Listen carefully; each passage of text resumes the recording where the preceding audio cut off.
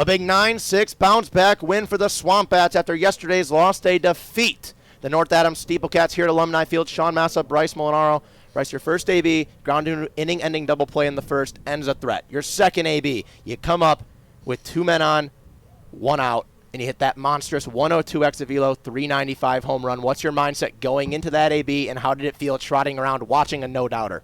Yeah, I mean, I'm not the type of person to really, let my past ABs affect who I am in the future ABs. And, I just stick to my approach, and I got the pitch I wanted, and I put a pretty good swing on it, and I felt really good. And you talk about not letting past ABs affect your approach. You had a game about 4 games ago where you caught 3 barrels, but you ended up being 0 for 4, and since then, everything's dropped. You've been swinging the bat extremely well, back to the form you showed early in the season. What is that like as a hitter, mentally fighting out of good ABs but not results? Yeah, as a hitter, goal is to get a barrel, obviously get it to fall, and that's what's been happening recently, and stuff hasn't been falling, but a couple games and stuff's starting to fall, and the confidence is growing, and all I do is just trust the process, trust the work I put in, and everything will come out.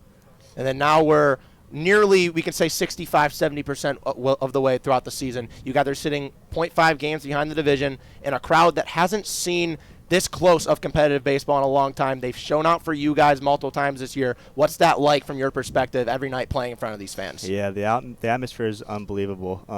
It's always a great time playing in front of a good crowd, good people, and that adrenaline rush as a baseball player, I love it. So great.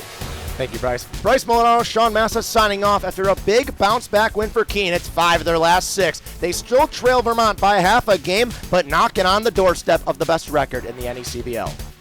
Possibly scoring at least 1, maybe 2 with Guy on speed and Kulikowski at first. He pokes at the breaking ball, flown to right field. House in the gap will make the grab. North Adams a run for their money. They put up 4 and probably 3 or so feet from sending us to the bottom of the 9th. We take a break here. Keene with a 9-6 win. Bring it back, Sean Massa and Derek DeGallo.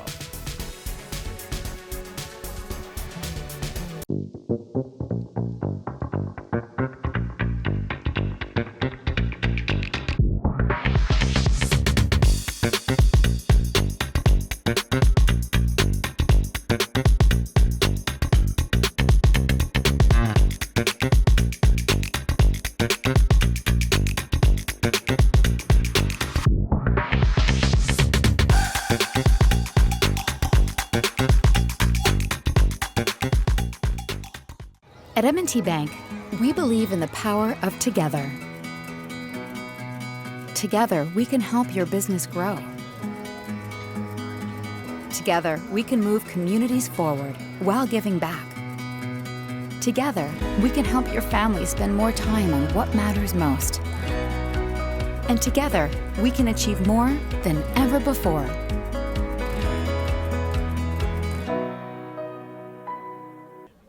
Keene get the big-time win, a scary one at that, 9-6 over North Adams, who was really close at the end, but no cigar.